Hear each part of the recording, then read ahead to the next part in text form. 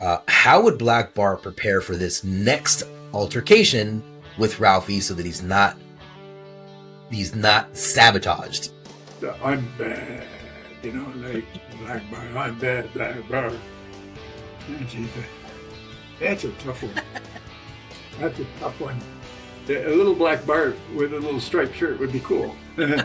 That's cool. He wants me to spell out fart.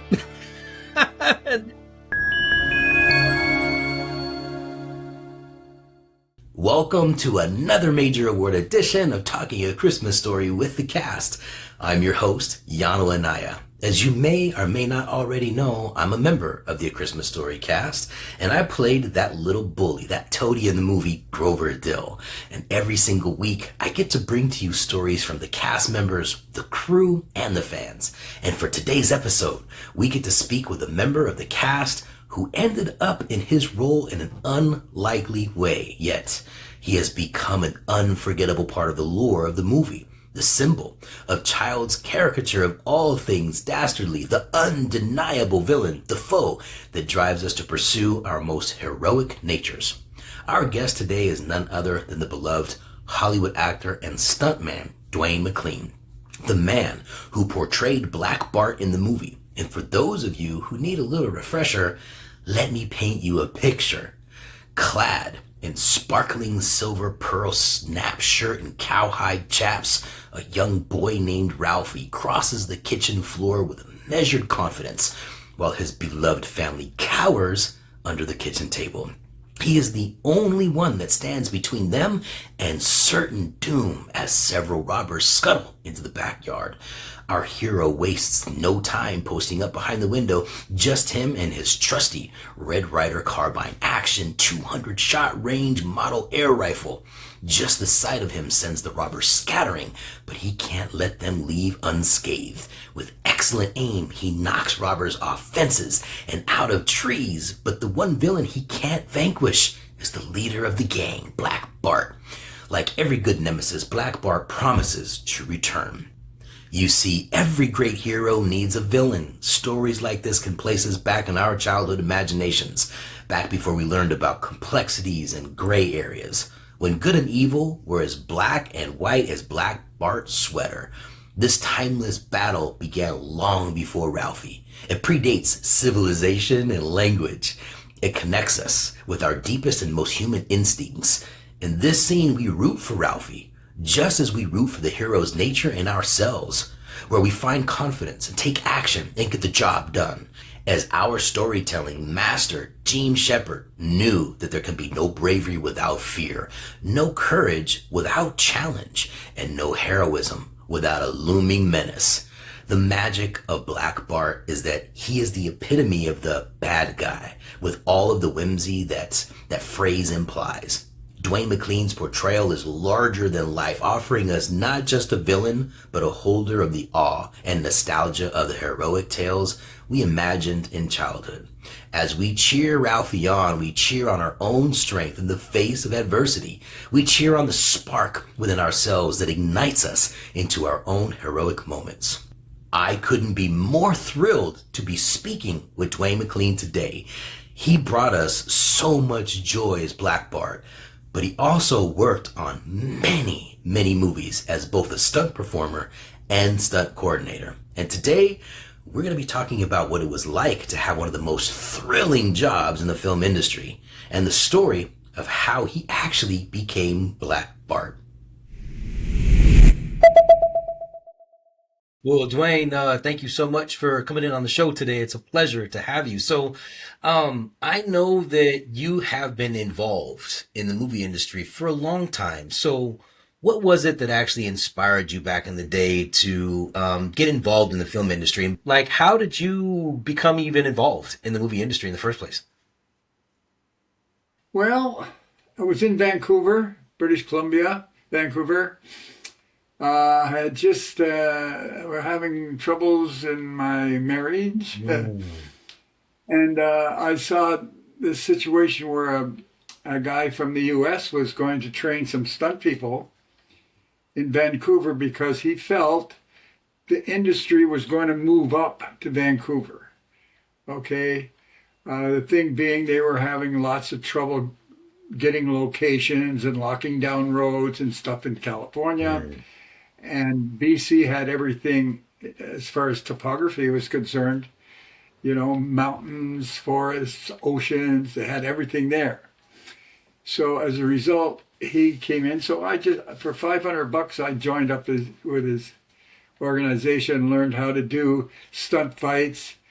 At that time, it was more John Wayne fights, the big roundhouse punches, all that stuff. No karate or, none of that stuff. He didn't have that.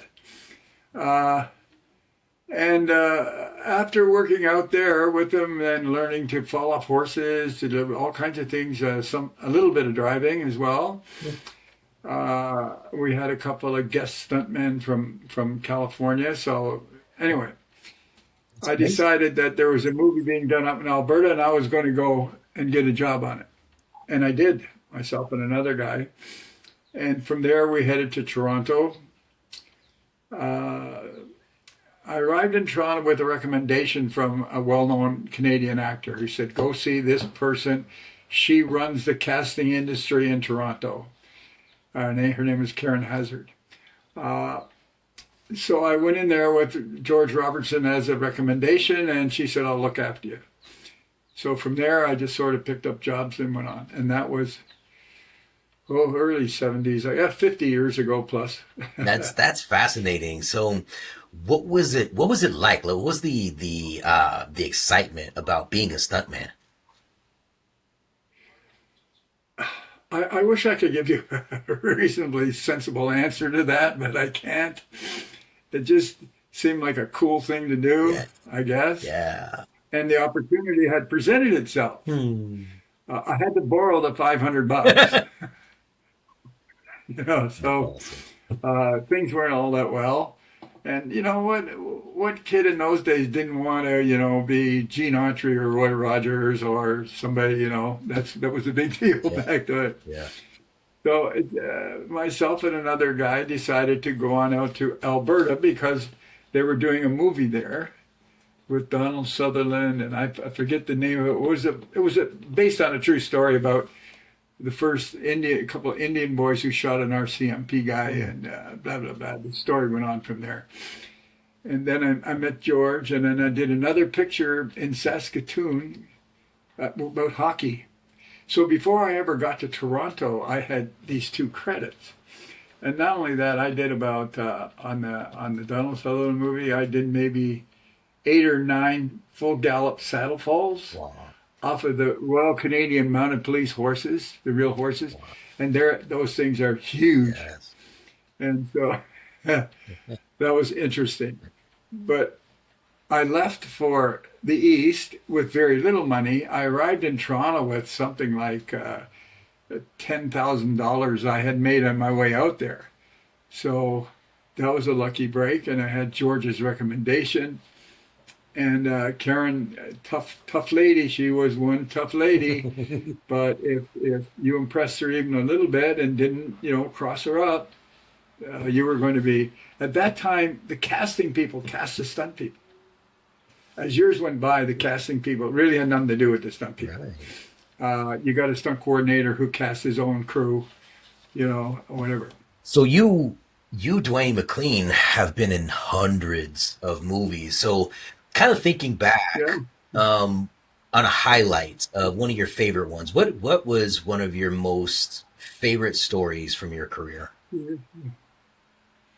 Well, I've been asked that question a million times, and a million times I didn't know what to say. Okay. Too many of I think the big deal was meeting guys like Jack Nicholson, and even Donald Sutherland was one of the first, sort of movies that I met, and the hundreds of well-known actors. It was always, they always say, I worked with him. That was worth a way lot more than what movie you worked on. Yeah. And I remember having, close friendships through with guys like Dick Van Dyke and a couple other guys, and on set, I'd sit around talking with these famous people, Burt Reynolds, and it was more about the people than one sort of movie. Then there's a couple of sort of stunts that had made my career. Okay, you've probably seen a picture of the motorcycle stunt away up in the air, and a couple others. I'm surrounded by them here on my walls. So to say that I had a particularly favorite movie, one of my favorite movies to work on was Trailer Park Boys, movie number 2. You've heard of the Trailer Park Boys? Yes. Yes, you have. And usually when you get that many lead actors in one situation, nothing but trouble. Okay. They want to change their line. They want to, oh, if you're going to do that, I want to, you know what I'm talking about. And these guys were the best to work for. Never any dissension in the ranks. You were always invited along, like the one guy with the glasses, the one with he owned a bar in Halifax, or wherever it was we were at. And we were always invited there to have free dinner and beer. It was just an all-around pleasant experience. In spite of some of the big namers that I've worked on, you know. Yeah, that's so. I would have to agree with that. You know, the stories that we experience, the people that we meet, is what really carries the memory.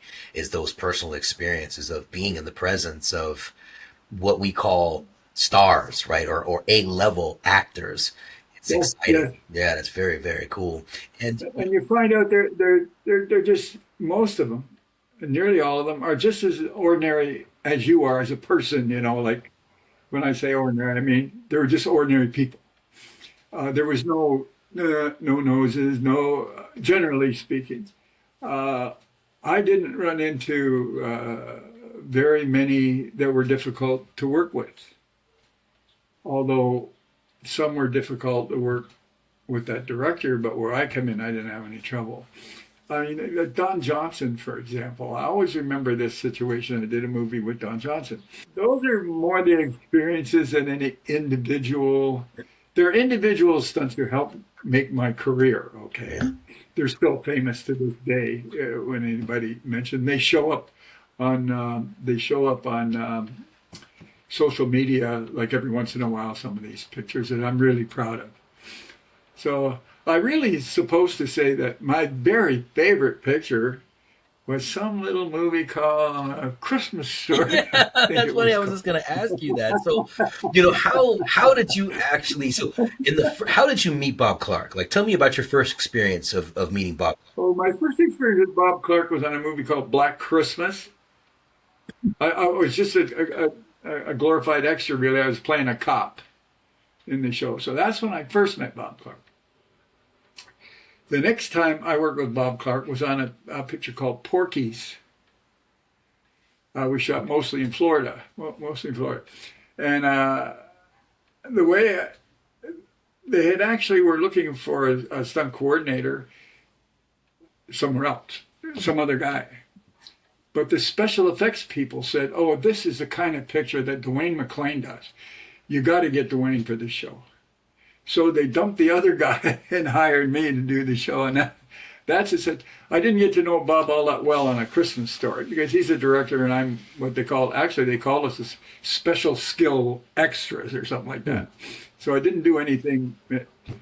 And but we did Porky's, and then he absolutely had to have me on A Christmas Story. Well, that's like we were in Christmas card territory. So, since you built a relationship with Bob Clark from Black Christmas and then Porky's, which was an amazing movie. I remember Porky's when it first came out, and then Porky's 2, and then Porky's 3. And so how did it come about that you actually became Black Bart in A Christmas Story? I mean, you were cast for it, so how did that even happen? Well, I didn't audition or anything like that for it. I was wandering around set getting something organized, and Bob Clark says to me, Dwayne, would you slip over to the wardrobe department? They got something there I want you to have. Okay. So I go over to the wardrobe department, and Susan said, "Here's your wardrobe." And she's got my striped shirt and all that stuff. Here's your wardrobe. Huh? What are you talking about? Oh, you're going to be playing Black Bart. That was a So just surprise, that's right? You're it. like, okay. Yeah, absolutely. Absolutely a surprise. Well, I got to tell you that, So Bob had a habit of doing that. Bob would put himself in every movie that he ever did. I think it would be a spot where you could actually see him. He put himself in, yeah, he did cameo. and had some good experience on that picture in Florida, Porky's. Some weird stuff that he put me through, like on the stripper bar. Right, he had us sitting at the end of the stripper bar. She's up here. Then he had her, the stripper. I'm supposed to be sitting here in awe of this, right? And he actually had made a deal with her. When you get to that guy, bend down and wiggle your boobies right on his face. That was the deal. Like he was just that kind of guy who's always pulling one on Yeah. me. that's, Uh, that, that's great. that's awesome. So, you being Black Bart I mean, you're an iconic part of the Christmas Story movie in one of Ralphie's daydreams, right? And this is a very interesting daydream that he had. And we'll talk about these in other episodes as well, all these daydreams that are coming about. But for you specifically, I know that, well, I don't know. You tell me, you tell the fans, like when the 20th anniversary happened, you were invited to go out to I think the first one was the 25th. the 25th anniversary. Wasn't the first one the Okay, so 25th? Yeah. the 25th anniversary, you were invited to come out, and then you were invited to come out for the 40th anniversary in Hammond, Indiana. So tell us, Yeah. like, what was the difference from, literally, what was Okay, it, a Cleveland. year? Cleveland was beforehand. I'm sorry, I interrupted you there. Go ahead. Yeah, no, let's talk about But Hammond was yeah, the second one. Cleveland was the sort of first when I came back into the picture yes. was in Cleveland, and then Indiana came later. Right. So If I'm from not the mistaken. 25th anniversary, then fast forward all the way to the event in Hammond, Indiana, the birthplace of the movie. Tell me Yes, about your yes. experiences of the differences of how you felt. Okay, let's go back to the 25th. Okay. It was in Cleveland, and I went there, and I might as well have not gone. As far as I was concerned, nobody gave it. Who's he? Like what? Mm. Nobody paid any attention to me, whatever, period, except a couple of fans who still keep in touch with me after all those That's years, too, yet. that's awesome. I hear something from him nearly every day because he posts a lot, right? Yeah. He and his sister. So I was with my girlfriend at the time, uh, and we went in to this place for dinner, and there were these two. We got to sit with these two people Mm. who we didn't know. And they were probably the only people who had that fascination, who said, "Oh, you're Black Bart. We're going to be sitting and having a drink with Black Bart," right? Yeah. That was the only instance back then that would have indicated I was anything more than a fan who came by to see what was going on. And that carried on right up until the deal in Cleveland, okay, Yeah. where I genuinely was invited and given an offer, if you would come. And I had just sort of ignored the whole thing for Long. 30 years almost, and all of a sudden there was this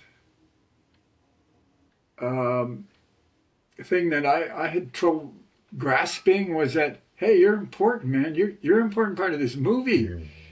You don't realize. I say, no, I don't. I don't realize. Yeah. And from then, I was just overwhelmed. The fans who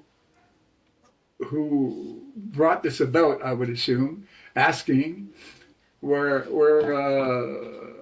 the people who, back on the 25th anniversary, and then for many, many years, nobody ever heard of me, Mhm. okay? And I didn't pay any attention to the movie. Right. But then once we did the one in Cleveland, and I got to visit the house and do all the stuff at that one. That was the anyway in Cleveland the last time here a year ago, I guess. Yeah. That's when things just started to go crazy. Like every day on my Facebook account, I've got all kinds of people asking for. So I punched them up, and sure enough, your name will be on their friends list, me on their friend list, and so I know they're fans. And now they and I've all these years just figured I didn't really count that movie. I was a stunt coordinator Yeah. when it started out. Yeah. Uh, I had nothing to do, and then I got the little acting part, which didn't. So all in all, it just revived something years and years later that I should have stayed with, maybe, and said, but that's self-promotion. Oh, I'm just as important as they are. Sure. I wouldn't do that. It's not my. Yeah, it's like the Trailer Park Boys who didn't argue. Same kind of a head trip. So it just went on from there. From there. Then I went to Indiana, and I felt that I was more than a large part of it. I felt I was on an equal partnership with everybody else in the movie. Yeah. It wasn't, well, he was a star, you were just this, and he was a bit. I didn't have that sense anymore. I had a sense that I was an honest part of this wonderful friggin' situation. Yeah. So, Yeah. Yeah. what can I say? And I'm still overwhelmed. That's amazing. Still. That's the exact experience that we wanted to create as the A Christmas Story family, right? Because it's we are all part of this legendary movie, and how the industry is. The industry is always going to kind of give everybody a hierarchy, right? I mean, you got the A players, you've got the B players, you've got the extras, right? There's all these different levels of importance, and we wanted to kind of eradicate those different levels and allow the opportunity for all of us to feel how important the movie is, because the movie is a lot bigger than what we are. We have a very small part of that movie, and the production of it and the writing of it. You know what I mean? We were just the parts that brought it to life and manifested this wonderful thing that is now part of the American fabric, of traditions. And so I believe that what we did was successful, specifically from Cleveland, and your experience in Hammond, Indiana, was to create the space and create the environment where not only you, but everybody else felt like they were part of the whole instead of being a small piece. You know what I mean? So tell me about your experience of Hammond, Indiana. I mean, how did it go for you there? Okay. But first, I'd like to mention that part of the thing from the actual shooting of the movie to the first 25th year, Okay. all of you guys were so much younger than me. Yeah. You guys were children. I was an adult already, and there wasn't, it's not that we didn't get along or that, but There was no connection. there was a whole different generationally speaking in terms of people involved. Sure. So I don't think it all got connected till somewhere along the line, the fans got it connected. Whereas Yeah. Black Bart, and the girl I met who dresses as Black Bart every Christmas. Now we're back to Hammond, Indiana. I remember Hammond, Indiana mostly as, geez, I got to be downstairs in the lobby to get my pickup to go and get a drive there. I got to be this and get it. That was a whole lot of my. And I get anxious. I shouldn't say anxious with flying. It's not that I mind flying. That's a problem. It's getting on the damn airplane that's a problem. Because you stand in line for hours. You got to be at the airport longer than it takes to fly where you're going. Right. And then, it's an hour flight down there from Toronto. But I mean, I had to be at the airport at least 2 hours before the flight. And to get it, all the stuff that had to be done. And then you just stand in line and kick your luggage along the floor, right? So that's one of the main things about Indiana, was trying to get organized in my mind that Yeah, and then after that, it was when you get on the bus with a bunch of people, you suddenly realize you have some friends here. Yeah. Okay, there is glad to see that you're here, as I am to meet these people, and it was just it was a family thing there, just like the movie was. Would you say? I think that Indiana was really family. Well, so was Cleveland, just before that, but Indiana sort of, saw the family thing. I had friends in Chicago who I said, "Well, you drive down here, and I'll make sure you and your daughter get in." Okay. So she drove down from Chicago, and I introduced it, and everybody was really good to them here. Take pictures. I've been on situations. I remember taking my daughter on set one time to meet an actress who wouldn't give her an autograph. Yeah. And I had to drive around with this woman in a car for most of the movie.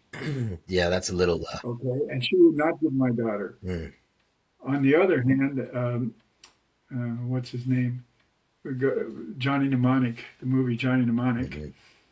Well, I brought my daughter up there to meet Keanu.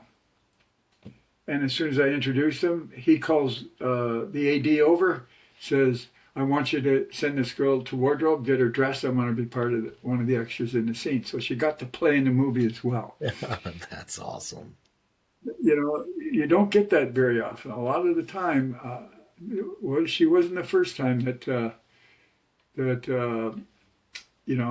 they were just nasty. Yeah. But most of the time, really good. That's amazing. So, That's amazing. So, uh, in Hammond, Indiana, Dwayne, like we hung out for all day, well, and we got to see yeah. and meet like literally thousands of fans over that weekend. And what I noticed was that you have really good presence with people, especially kids. Like when it came to the youngsters that came up to you and were like in awe that they were looking at Black Bart where you were in your shirt, right? And they're looking at you like, but wait a second, he's a lot older than he was in the movie, right? And there's always going to be that disconnect with young kids. But when we send messages, we have conversations with fans. It resonates with them, and it's creating memories for life for them. And I think that we did such a great job in creating laughters and tears and doing things fun, you know what I mean, for all the kids, because, the kids is where the biggest impression is. And the adults who have had the kids, they were kids when they were watching the movie too, right? So it's this generational thing that we get to experience Yeah, but right the parents were younger than I was. yes, and it's happening The like that. parents were younger than I was. Yes, That's really yeah, good. right in front of us. Yeah. So, I since we're doing a podcast, and a lot of our listeners don't watch it on YouTube, and if those who don't watch it or watch it on YouTube, I would always highly recommend going to YouTube and watching these podcasts, because you can actually put a face to a name if they've never actually seen any of the cast members or behind the scenes producers and so on and so forth. But I want to ask, what would you say to a young fan who may want to get into being a stunt performer? And I know that may not be the right thing to say now, but what would be your advice for that individual? Well, that question is asked That's constantly. it. And each new generation of stunt people are asked the same question. Yeah. And it's sort of a tough one to answer, but first of all, you have to find an association. I mean, you can't just say, "Gee, I don't know anybody in the movie business. I don't know anything about it, but I'd like to be a stuntman." Yeah, first you have to find someone who's willing to even talk to you about it Mm. and say, "What can you do?" and learn to do more things. Do you ride a motorcycle? No. Well, you better learn to ride a motorcycle. Mm. Learn to offer me as a stunt coordinator as many things as you can that I'm able to use, okay? As many disciplines as you could possibly come up with. And then when you've got a new discipline, come and see me. Then I will analyze your personality. If I don't like your personality, and I will easily ignore your talent versus your personality. So I tell them, be nice. Try and know the people you're going to work with. I remember being on a set not that many years ago, and the girl who was stunt coordinating I brought into the industry a few years before that. And there was a couple of young stuntmen there. So we could talk, oh, you're a stuntman, yeah. So I said, do you know Dwayne McLean? Don't think so, no, never met him. You can't do that. I had been in the business over 40 friggin' years. And here's something, I never heard of the guy. So, I mean, even in the U.S., you need to know your history. You need to go, oh, he was a cool guy, and this is this and this. So study your industry, where you want to be before you think of falling off a roof. Know what you have to study the history. yes. As far as I'm concerned, then you will know who to approach to help you out. In my case, a guy ran a little stunt school, so I lucked out. But as time went by, like I had a guy wander onto the set of Johnny Mnemonic. As a matter of fact, I remember it well. And he says, I didn't know the guy. I'm so-and-so. I said, yeah. He said, I talked to you about being a stuntman before. I said, oh, yeah, I don't remember. Sorry. And he says, well, I'm a union member now, and you have to hire me. Oh, boy. How many jobs do you think I gave him? Big goose egg. Huh? None. Right. I mean, you can't talk to me like that. And I need to feel a trust in your personality that says you don't mind following instructions and you don't mind, if you're not there. And the other thing I'll find out is, do you have that sense of timing? Are you agile enough? So I try to see them privately, even if it's over in the park. I want you to dive over this bench. I just want to see. So the best way is to involve yourself. You can get the names of stunt coordinators from the union. You can approach them and say, could I just talk to you about it? Most of them will say yes. Yeah, I think it's essential for that communication to happen. Why? Because production costs money. And if they spend all that time and energy to get the stuntman up there to jump 15 feet and he says, I'm afraid of heights or not going to jump, that's time, that's money. And every minute it's costing money. So now they have to find somebody. Yeah, it just makes sense to be right up. And it cost them a lot more. It cost them a lot more than I normally would have charged for that job. Okay. Because I had to hustle some fall boxes of a mat, and I could only do about 2 feet because then it's only 10 feet, if you build it too high. I put in the trunk of my car, a little red Toyota at the time, the equipment I needed to do that fall. Wow. Like I said, we'll put you up here, okay, I'm ready, let's do it. Right on. So you can't do that. Yeah. But let me tell you this, that guy stayed in the business for years and years and years. And I can also tell you, I like the guy. He's sort of a buddy of mine all the time, but you should not have done that. Yeah. You shouldn't have agreed to do something you simply could not do.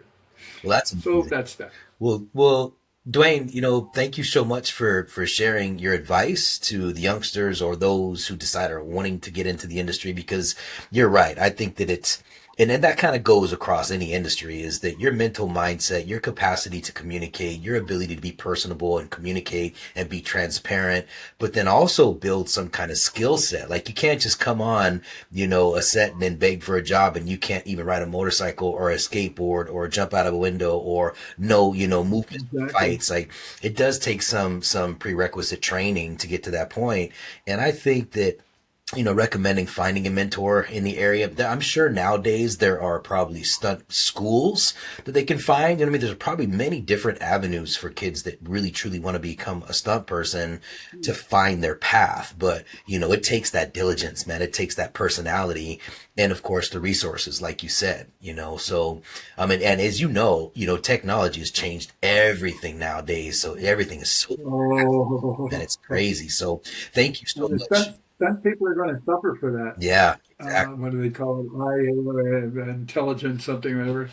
Because you're not going to be making the money doing big falls into airbags anymore. Right. You know what I Yeah. mean? They'll be able to, and you really can't argue it because why put anybody's life at risk if you don't have to? Right. Right. Exactly. Okay. Exactly. I mean, there are lots of stunts that Mm. and you can get seriously injured. So, like high fall is one that I think of right away. Yeah. You can do a two-story fall, but they can extend that up to 100 floors Wow. without all they need to see is this, and then they put the actor's face in there. You know what I mean? I love talking to you because you are a wealth of experience and a wealth of stories. So it's amazing to hear all of these really cool stories from your perspective, And so what I'd love to do is I want to invite you to play a little game with me now. I'm going to kind of switch the gears here, and we're going to kind of go back to the times of Black Bart. Okay, back when he was bested by a young silver-clad Ralphie. I want you to kind of imagine that Black Bart spent many years plotting his revenge against our protagonist, Ralphie. So I'm going to describe a scenario, and I'd like you to imagine how Black Bart would actually respond to the scenario and what he would do when he meets his young arch nemesis again. So the game segment's name is going to be "What Would Black Bart Do?" Okay, so in the movie, Ralphie easily bests all of Black Bart's henchmen. How would Black Bart prepare for this next altercation with Ralphie so that he's not sabotaged? Artificial intelligence. Technology.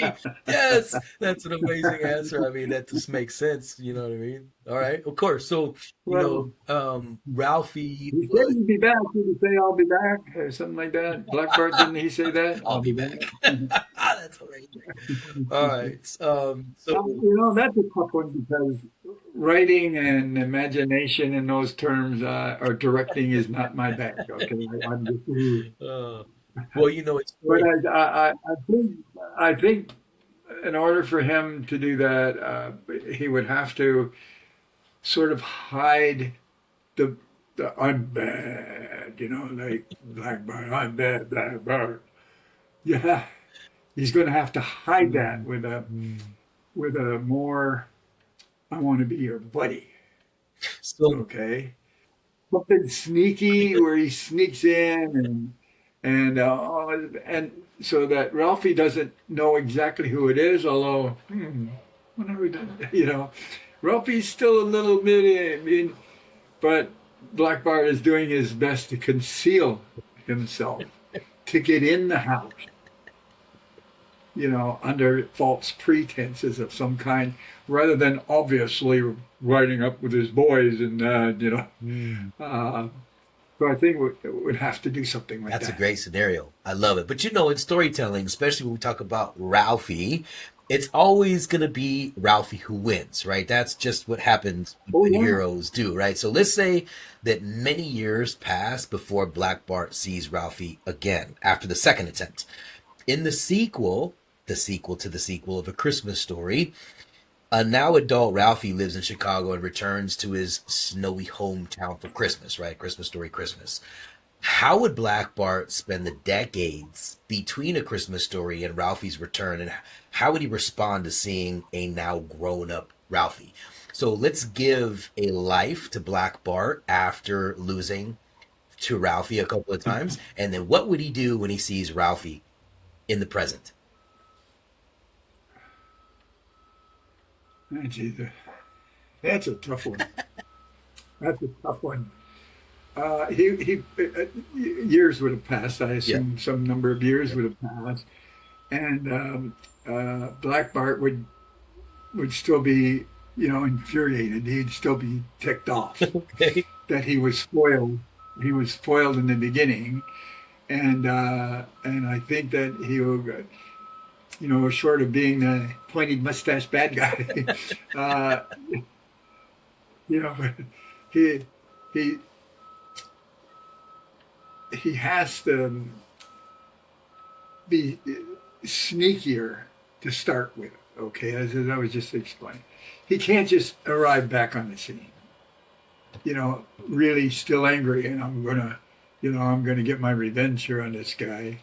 Uh, now that he's that he's grown up, if he is at the Uh-huh. time, I may find it easier to hoodwink him. So I think he has to be devious to the point where he doesn't present a Black Bart image. Mm. Mm. But Ralphie, even though he may be 10 years older or whatever, there's something about this that just isn't going down right. Like, why would this happen? Mm. So Ralphie is never 100% fooled. He doesn't know what it is, but it's something.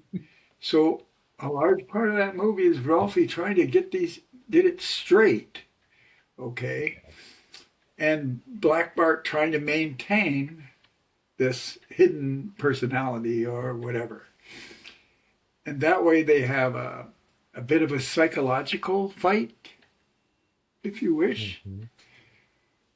where certainly Black Bart knows who he's dealing with, but Ralphie, it's all gut feeling. It's all this psychological thing.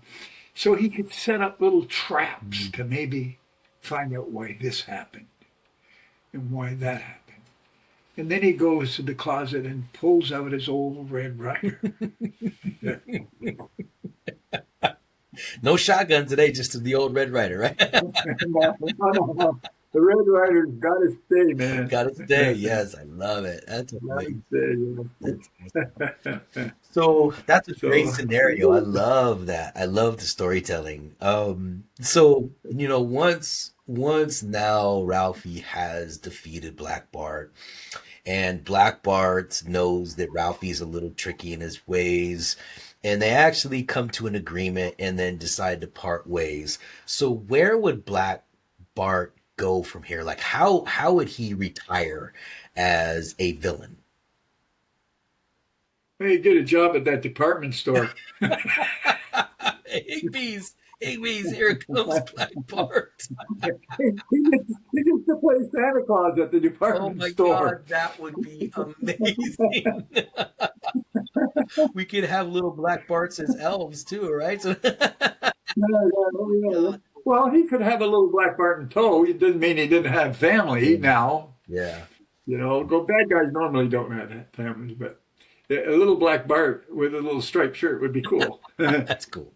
So, Dwayne, I used to say to the kids, huh? I play to the kids as much as I Yeah, can. On the autograph line, I play to the kids. I yeah, don't play to the parents. yes, yeah, And my favorite chuckle with them was always, how do you spell Bart? With a B or an F? um, The kids just explode in laughing. I'll never forget that. I remember the first time you said that when you were sitting next to me. I was like, "Oh my God, that is so adorable!" And the kids would look at you like, "He wants me to spell out fart," and they would Yeah, start laughing. It was hilarious. I never got a negative reaction, not Not even once. once. Not once. That was Not once. very adorable. And it's a presentation. It depends how you say it too. Absolutely. Like there's a way to say everything. That's one acceptable way and one that's less than acceptable. Yeah. And I try to present anything like that in an acceptable family sort of way. I mean, as you grow up, dropping one was always a giggle as a child. Hmm. You know, Yes. Yes. but as you mature onto it, then anyway, Dwayne, that's probably why they like. so it's for me in my experience personally, because I didn't meet you, back when we filmed when I was a child, you were already an adult. And now, here I am, 52 years young. How old are you today, Dwayne? 84. 84. And so these years passed, it's been a long time. And when we now have the opportunity to experience how this movie has impacted families and their lives, I want to give you the opportunity to express your heart to all the fans that actually made all of this possible. So, just from your heart, whatever you'd love to say to the children, to the parents, the grandparents, to, Bob Clark, to Gene Shepard, to everybody that made this thing possible for us to even have this conversation today.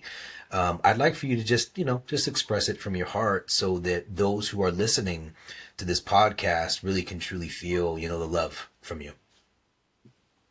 Never lose the spirit. Okay? It's Christmas. And even with this little bad thing going on and whatnot, never lose the spirit. Keep it in the family and nurture it and always make, what can I say? I can't think of any other thing. That's amazing. No, that is so true, so real, because if we kind of dissect that, keep the spirit alive of Christmas, not just a Christmas story. Christmas story is the whole thing. Like a tether, you know what I mean? So the whole tradition of what it means to celebrate family, right? Now, of course, there is a religious side to Christmas, but in my experience, it wasn't that. It was more just the opportunity to bring family together once again, once or twice a year, to celebrate life and to celebrate family and just to keep that bond really strong. So I agree with that. It wouldn't have helped the picture. It would not have helped the picture to have them going to church during the movie. No, I agree, 100%. It wouldn't have helped the picture. We're all aware of that aspect. Exactly. We're all aware of that aspect of the Christmas, Sure. and it's already there. It's already encompassed, Yes. if you wish, Yeah. within the movie without being said out loud. Yes. The spirit of Christmas and the whole thing. It's all there without being, well, we better make sure they understand. We understand. Yes. Get it. Okay. Yes. Everybody understands. Yeah. Well, Dwayne, it has been. I mean, they don't say, well, it's the 25th December. Oh, Ralphie Day. They don't say Ralphie Day. They say it's Christmas. Right. Yes. Agreed. So, Well, Dwayne, it's been such a pleasure, and it's always an honor to talk to you, to have you on our show today. So we can't thank you enough for joining us and also bringing, this vivid character of Black Bart to life for A Christmas Story. So keeping our imaginations wild and in our heart about Black Bart, where he's going to end up. So we truly appreciate your presence. We love your stories, and we really love you for who you are and what you brought. well, thank you very much. Thank you. I'm just I don't know what to say. I'm a little overwhelmed. But I want one more thing I'd like to say. I had arrived at the airport, and we were at the ride, and we were waiting for you to come. They said we have one more person to pick up. And it was you, and nobody knew you. Okay, the driver didn't know you, but I hadn't seen you since probably the 25th anniversary. And I remember, and I said, here he comes now. I was able to recognize you coming through the crowd after all those years. Yeah, So that's it impacted, the movie impacted on everybody here somewhere. yeah, it has. As we draw this episode to a close today, it's important that we look back upon the stories that have shaped us, like Ralphie's daydreams of Black Bart shaped him. Whether those stories were imagination-born tales of valiant heroes and outlandish villains, or they came from masterful tales, such as the vignettes in A Christmas Story. Stories have the power to bring us together and to help us see our own potential. And if the stories are what has brought us all together, it is our connections that keep us together. I am so fortunate to still have strong friendships with the people that I met while working on A Christmas Story, and to be creating bonds with all of you, our listeners and fans, on social media and YouTube. And if you haven't had a chance to check out our YouTube channel yet, We put videos of all of our interviews up there, and we love to see your comments and all your feedback. Finding ways to stay connected and explore the stories that have shaped us over the years is what the A Christmas Story family is all about. That's why the united cast of A Christmas Story has set out on a mission to help you create and strengthen your own family traditions. We believe that the warmth and humor of A Christmas Story can bring families closer together, not just the holiday season, but throughout the entire year. And today, I am thrilled to share with you the new A Christmas Story Immersion experience. Now imagine this. You're not just watching your favorite scene from A Christmas Story sitting on your couch. You're actually going to be living it. You're interacting with the cast. You're weaving those beloved moments into your family's everyday life. This is the magic that we bring to you at A Christmas Story family. What makes this actually even more extraordinary is on December 16th, 2023, for the 40th anniversary of A Christmas Story, we held the biggest event in the movie's history. Actually in its birthplace, Hammond, Indiana.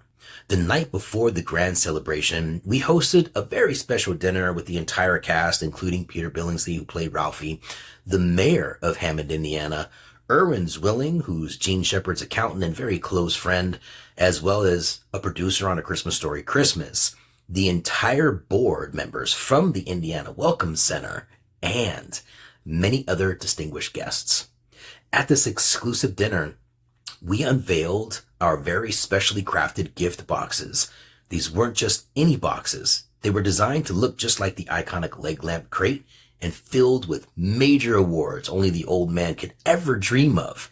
Each box, valued at least $2,500, was a tribute to the film's legacy and was given to our special guests to commemorate the historic milestone. We only made 28 of these boxes, making them incredibly valuable and very exclusive.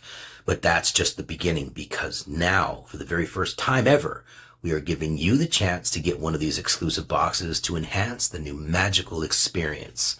And the best part is we're giving it to you for free. And to make it even more magical and historic, for the first time ever in the 40-year history of the movie, we're recreating the original leg lamp design as seen in the movie, exact replica. It has never been done before. Our partner, Reuben Freed, the original creator of the leg lamp and Bob Clark's close friend, who still has the original sketches of the leg lamp made for the actual movie, is bringing the original leg lamp and its original specs and design back to life. And it also comes in that box for free. The cast and I have been working on The Secret for months, and now it's time for you to discover its beauty. And we invite you to check it out. Give us your honest feedback and join us on this incredible journey. Trust me, you won't want to miss this. So go to www.achristmasstoryfamily.com/free box to find out more. Join us and become a part of our extended family. Your exclusive journey is awaiting you.